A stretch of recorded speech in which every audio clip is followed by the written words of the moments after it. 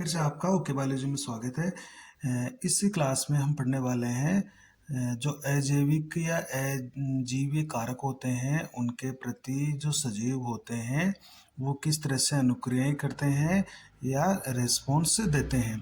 तो हमने इससे पहले वाले वीडियो में जितने भी मुख्य मुख्य अजैविक कारक हैं उनके बारे में चर्चा की है, जिसमें हमने तापमान, प्रकाश, मृदा, जल इनके बारे में चर्चा की थी। आज हम जो मुख्य जो अजैविक कारक है जैसे तापमान है या पानी की अंदर लवणों की सांद्रता है, तो वहाँ उनके प्रति जो सजीव वो किस तरह से अनुक्रिया करता है।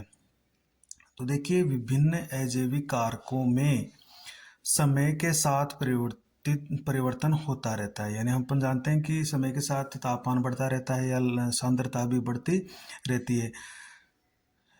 इन परिवर्तनों का प्रभाव जीवों पर पड़ता है। विभिन्न जीव अपने आप को जीवित अवस्था में बनाए रखने के लिए अजैवीय कारकों के प्रति अनुक्रिया करते हैं।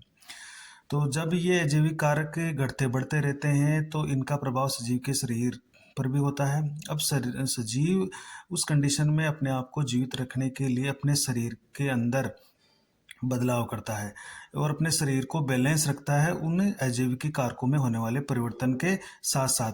तो शरीर सजीव क्या करता है, स्वयं के शरीर को संतुलन अवस्था में बनाए रखते हैं।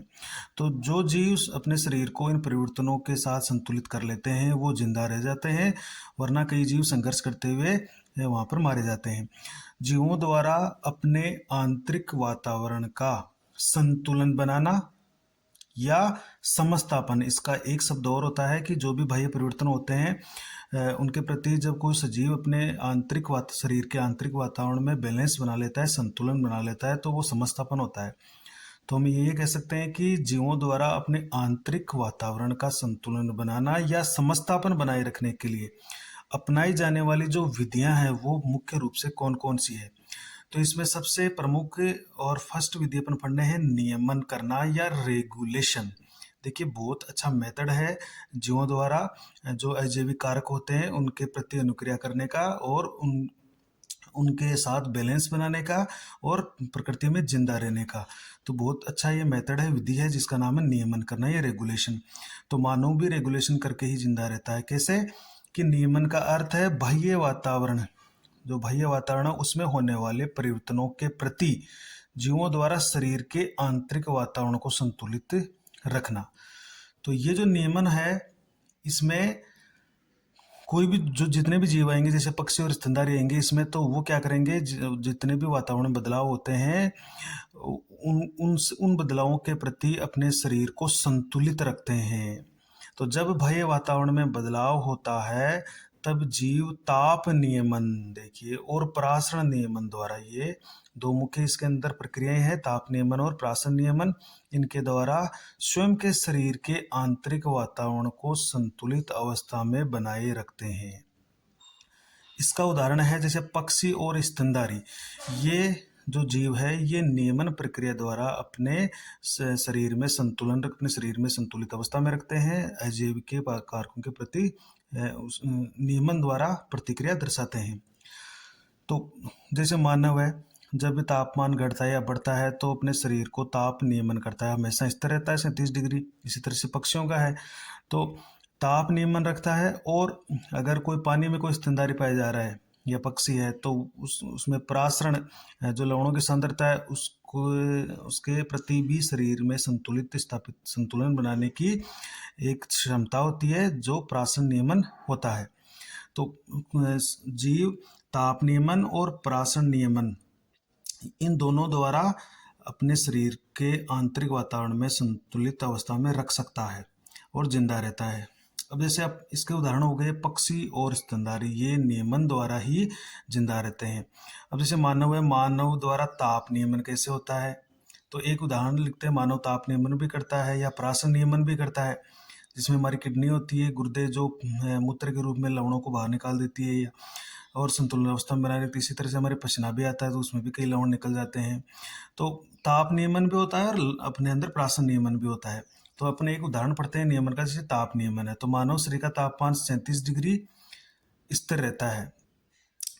अब ग्रीष्म ऋतु में जब बाह्य वातावरण का तापमान बढ़कर, देखिए जब गर्मी होती है तब बाहर का जो तापमान है वो 45-50 डिग्री पहुंच जाता है और शरीर का तापमान रह गया 37 डिग्री, तो हमारे शरीर के तापमान से अधिक होने लगता है। तो बाह्य वातावरण का तापमान 50 डिग्री हो गया, तो 37 से 50 यानी ज़्यादा हो गया, तो हमें पसीना आता है। देखिए अब पसीना में क्या होगा, पसीना जैसे ही त्वचा पर आएगा छिद्रों से, तो वो वाष्प बनकर उड़ने लगता है। अब जब वो वाष्प बनकर उड़ेगा तो शरीर ठंडा होगा, शरीर के ठंडा या शीतलन होने से तापमान कम हो जाता है। तो जितना ज़्यादा तापमान बढ़ेगा गर्मी की ऋतु में, पसीना आएगा और पसीना भाप बनकर उड़ता रहेगा, शरीर ठंडा होता रहेगा और तापमान 37 डिग्री के पास रहेगा। तो इस तरह से पसीना लाकर गर्मियों में मानव तापमान का नियमन करता है। लेकिन जब सर्दी होती है तो क्या होता है, शीत ऋतु में जब बाह्य वातावरण का तापमान शरीर के तापमान से कम होने लगता है, यानी 0 डिग्री भी पहुंच जाता है, कभी बर्फ जमती है तब। तो 37, अब शरीर का तापमान 37 है, बाह्य वातावरण का तापमान 0 डिग्री, 1, 2, 3 डिग्री बहुत कम हो जाता है।